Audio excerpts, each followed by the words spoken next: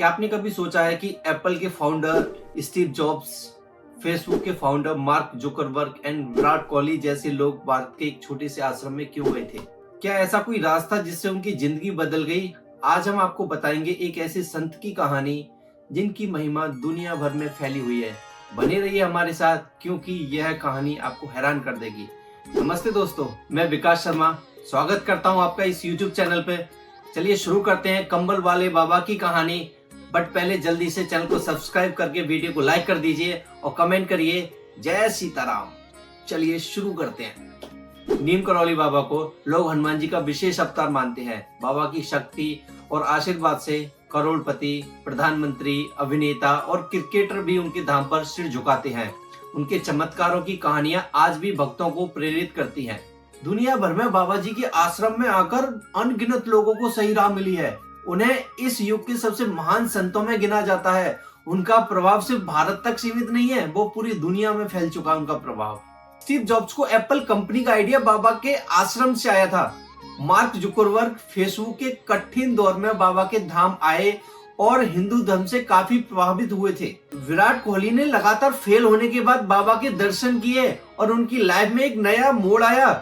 क्या मानते हो, ये सिर्फ एक संयोग था? बाबा का असली नाम लक्ष्मी नारायण शर्मा था। उनका जन्म उत्तर प्रदेश के अकबरपुर गांव में हुआ था, लेकिन एक ऐसा समय आया था उनकी लाइफ में जब वे अपना घर छोड़कर अध्यात्म की राह पर निकल पड़े। एक महान संत बन गए। 1973 में उन्होंने समाधि ली। वे किसी को अपने चरण छूने नहीं देते थे, बल्कि कहते थे मेरा नहीं, हनुमान जी के चरणों में श्रद्धा रखो। उनका संदेश साफ था, भक्ति में शक्ति है। बहुत लोगों के दिमाग में एक क्वेश्चन आता कि बाबा का असली नाम लक्ष्मी नारायण शर्मा था, तो ये नीम करौली बाबा नाम कैसे पड़ा? चलिए जानते हैं।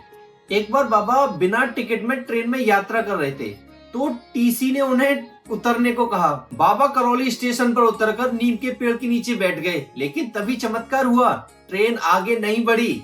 तभी अधिकारी घबरा गए और बाबा से माफी मांगकर उन्हें वापस ट्रेन में बिठाया, तो ट्रेन तुरंत चल पड़ी। तभी से लोग उन्हें नीम करौली बाबा कहने लगे। क्या यह सिर्फ एक इत्तेफाक था या कुछ और?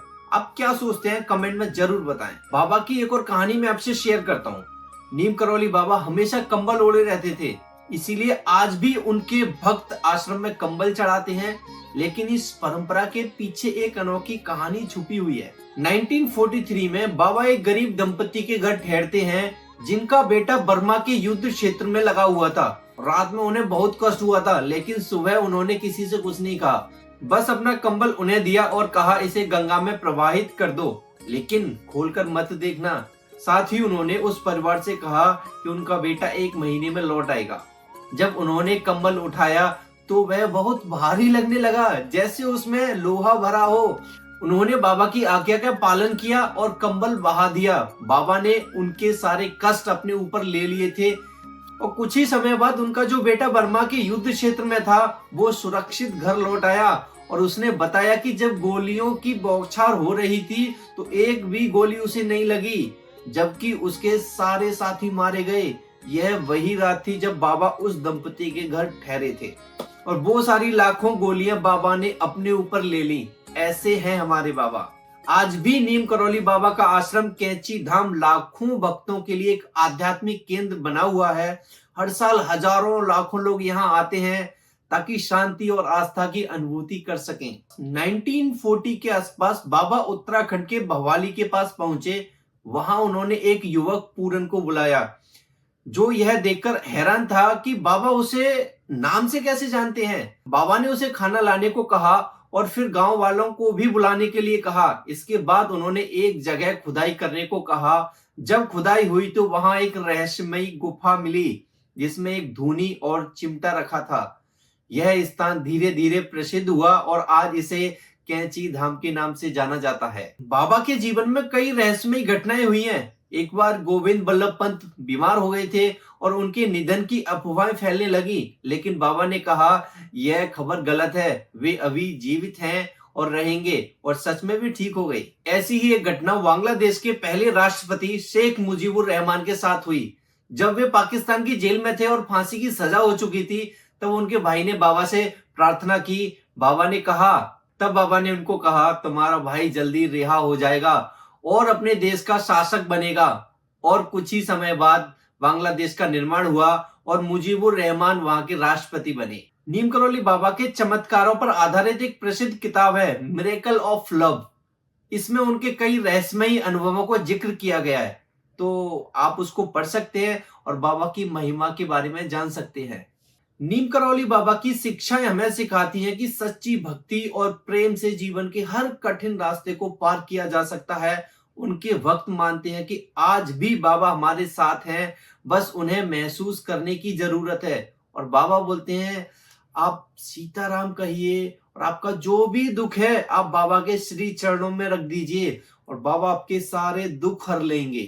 जो भी भक्त हनुमान जी के अवतार नीम करौली बाबा जी से अपने दुखों को और अपनी जो भी समस्याएं उनको शेयर करता है, बाबा जी उनका जरूर समाधान करते हैं। आप में से कितने लोगों ने बाबा के दर्शन कैंची धाम जाकर किए हैं और कौन कौन अभी जाना चाहता है, मुझे कमेंट करके जरूर बताएं। देखिए, आपको जीवन में कोई भी समस्या है, कितना भी बड़ी पहाड़, कुछ भी आपको लग रहा है कि इस चीज का समाधान नहीं हो सकता, आप उस चीज को बाबा के ऊपर छोड़ दीजिए।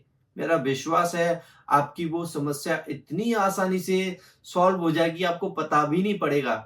आप बाबा का ध्यान करिए, सीताराम सीताराम कहिए और हमेशा बाबा को सुनिए। जो लोग बाबा पर आस्था रखते हैं, बाबा उनको कभी निराश नहीं करते। आप एक बार कोशिश कीजिए कि जरूर नीम करौली धाम जाइए, कैंची धाम जाइए और वहां पर आप भक्ति का आनंद लीजिए और बाबा की महिमा को प्राप्त कीजिए, बाबा का आशीर्वाद लीजिए। दोस्तों, बाबा के जीवन की बहुत सारी कहानियां हैं, बहुत सारे चमत्कार हैं, लेकिन आज वीडियो को यहीं पर स्टॉप करते हैं। अगर आपको यह वीडियो पसंद आई हो तो इसे लाइक जरूर करें, शेयर करें, बाबा के लिए जरूर शेयर करें और कमेंट में बताएं कि आप कभी कैंची धाम गए हैं या फिर नीम करौली बाबा से जुड़ी कोई कहानी जानते हैं, तो हमें कमेंट करके जरूर बताएं।